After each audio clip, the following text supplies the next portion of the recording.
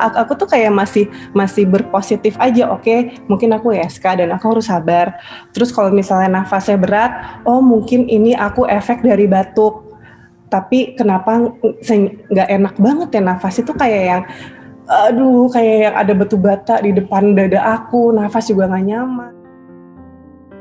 Assalamualaikum Bunda Fani. Waalaikumsalam, Mbak Cuti, apa kabar? Alhamdulillah, baik-baik. Sudah mulai fresh lagi ya. Sudah mulai. Kalau misalnya dilihat dari mulai awal aku sakit sih lumayan lama ya, karena ini udah lebih dari 20 hari nih. Dari 20 hari, baik. Iya, karena sebelumnya kan kami kan dapat ini ya kabar gitu, membaca di feednya Bunda Fani gitu. Sebelumnya kami juga turut prihatin atas ujian yang dihadapi Bunda Fani sekeluarga gitu ya. Bunda Fani mengabarkan di feed Instagram bahwa sekeluarga dinyatakan positif COVID-19 atau COVID-19 ya. Iya, betul. Ya, mungkin setelah mengabarkan di Instagram, di kesempatan kali ini Bunda Fani bisa sharing secara langsung kepada bunda-bunda gitu ya. Apa sih awalnya gitu gejala yang dialami sama sejak kapan gitu dirasakan gitu? Oh gitu. Iya, jadi emang benar aku adalah pejuang COVID. Aku dan keluarga adalah pejuang COVID-19. Jadi berawal dari tanggal 20 Desember tepatnya, aku merasa batuk sama mual. Udah, cuma sesimpel itu. Rasanya cuma batuk, mual, udah nih. Taunya besok-besokannya gejalanya bertambah. Aku mulai pusing, demam, sampai menggigil. Menggigilnya tuh bukan menggigil biasa, yang sampai shaking banget badan aku tuh, yang sampai gigi aku tuh gitu-gitu Mbak Cuti. Terus udah gitu orang kedinginan gitu ya. Orang kedinginan, pusingnya pusing banget, demam, menggigil, udah. Nah, karena pada saat itu aku tuh sempet buang air terus, pipis terus gitu kan ya. Nah, jadinya aku tuh sempet ngira, oh mungkin aku ISK atau infeksi saluran kemih ya kan. Menduga ke arah situ ya. Ke arah situ karena aduh kok pipis terus ya gitu kan. Nah, ternyata setelah aku tanya-tanya dengan pipis terus itu tuh menandakan something wrong gitu loh di aku, entah itu bakteri, entah itu virus, pokoknya tuh biasanya sih bakteri ya gitu. Nah udah gitu pokoknya gejala tuh semakin bertambah dan semakin gak nyaman. Terus nafas aku udah makin berat, hari demi hari itu semakin berat, dan penciuman aku sama indera pengecap aku tuh udah mulai hilang. Sementara aku tuh kayak dari awal sakit sempat lihat video orang-orang tentang yang terkena COVID. Itu tuh aneh banget gitu, maksud aku kayak, kok aku ngerasa COVID aja enggak, aku tuh ngerasanya ISK, tapi aku tuh pada saat itu ngelihat tentang video pengalaman orang yang setelah berhasil berjuang dari COVID. Jadi aku tuh kayak berasa dikasih pencerahan Mbak, gitu loh, kayak, kok bisa ya, aku tuh nggak ngerasa COVID, tapi aku malah nonton ini gitu kan ya. Nah terus udah gitu dari sana tuh dapat info-info. Sambil nonton pun aku sambil gini, kok tumben ya lihat ini gitu. Udah tuh aku tuh kayak masih berpositif aja. Oke, mungkin aku ISK dan aku harus sabar. Terus kalau misalnya nafasnya berat, oh mungkin ini aku efek dari batuk. Tapi kenapa nggak enak banget ya nafas itu kayak yang aduh, kayak yang ada batu bata di depan dada aku, nafas juga nggak nyaman, pokoknya capek banget, sampai ngos-ngosan, apa segala macem.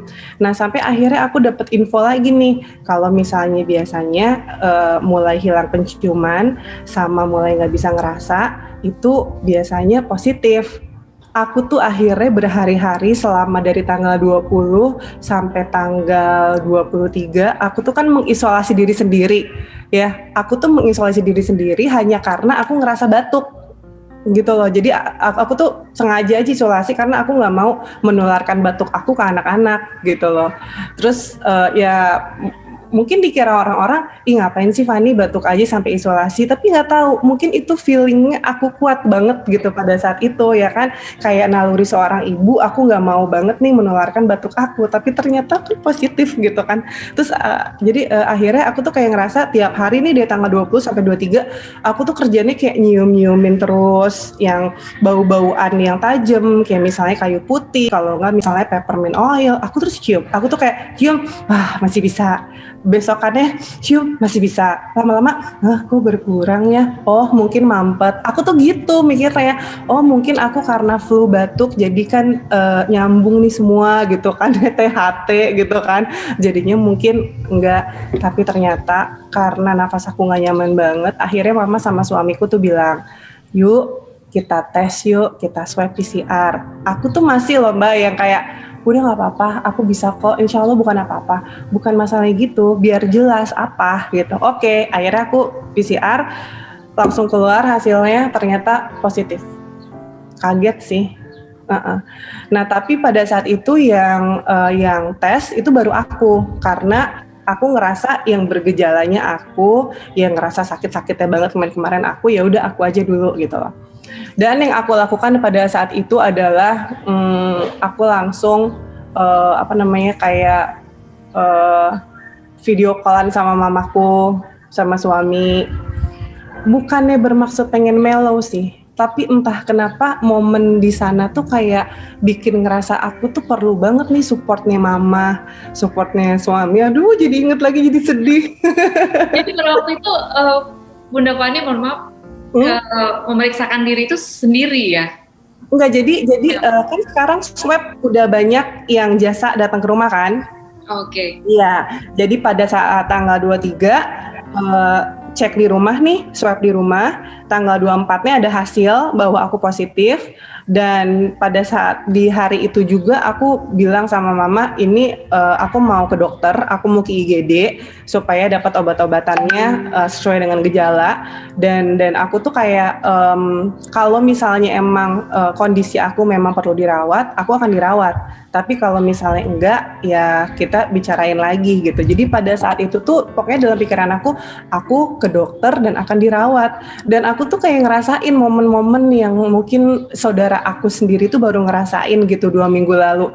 Pergi ninggalin rumah dengan ngeliat keadaan anak-anak yang lagi pada nangis karena tahu mamanya COVID, dan ibu aku juga pasti kan khawatir banget gitu kan ya, mamaku juga sempet nangis gitu pas lagi video callan sama suami aku gitu kan, udah kayak ninggalin rumah tuh kayak yang different kind of feeling gitu loh ternyata gitu loh pada saat kita mengalami COVID ini, karena pertama COVID ini apa ya, baru banget.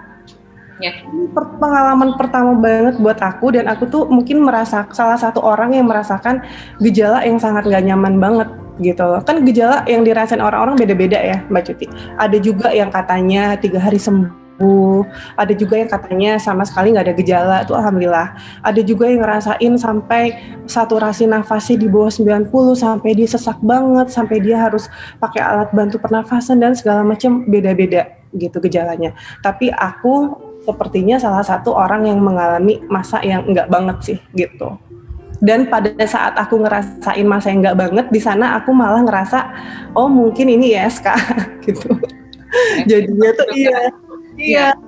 Jadi kalau misalnya aku inget-inget, aku tuh kayak merasakan hal yang tidak nyaman dulu, baru aku swab. Kan kalau yang lain ada nih ngerasa gejala nggak enak langsung swab, baru ngerasa nggak nyaman. Aku tuh kayak struggle sendiri dulu selama beberapa hari, baru swab, baru di sana oh pantes nggak nyaman, ternyata memang positif gitu. Berarti gejala terberat ya yang dirasakan Bunda Fani, sesak nafas tadi itu ya? Nafas berat, kalau kata dokter tuh kita harus bedakan yang namanya sesak nafas dan nafas berat. Kalau yang termasuk sesak nafas itu biasanya yang saturasi oksigennya sudah di bawah 90. Sesak nafas tuh sampai yang kayak gitu-gitu banget, dan memang sudah terganggu di bagian pernafasannya, which is di paru-paru, kata dokter begitu ya gitu. Tapi kan kalau misalnya bahasa kita sehari-hari kan kayak nafas berat ya sesak nafas gitu kan ya, tapi mungkin seperti itu ya. Sebenarnya kayak gitu. Dan kata dokter juga kalau misalnya kita konsultasi sama dokter, ngomong sesak nafas sama nafas berat itu agak beda juga gitu, karena sesak nafas itu bisa jadi karena kita panik. Kalau kita positif, kitanya panik, kepikiran ini itu, terus pada saat kita ngerasa nafas berat, panik kan, aduh gimana deh, jadi gitu. Jadi kata dokter, coba ya dibedain yang mana nafas berat sama sesak. Akhirnya pada saat aku konsultasi ke IGD juga dapat edukasi gitu loh. Dan sebenarnya aku juga beruntung banget dikasih tahu tentang itu, nafas berat dan sesak. Jadi setidaknya akunya juga nggak panik kan, kayak oh oke, berarti aku masih dalam kategori nafas berat. Walaupun sebenarnya dokter, tahu nggak dokter, ini nafasnya nggak enak banget, gue bilang gitu. Sampai mau ngomong aja tuh kayak capek. Dan alhamdulillah Mbak, kita bisa interviewnya hari ini pada saat aku udah bisa duduk manis. Terus kalau ngomong juga udah nggak yang terlalu ngos-ngosan dan suaraku udah nggak terlalu bindeng. Kalau kemarin sih sejujurnya aku baru ngomong sedikit aja kayak capek. Ya, kayak habis lari gitu ya. Capek banget beneran gitu.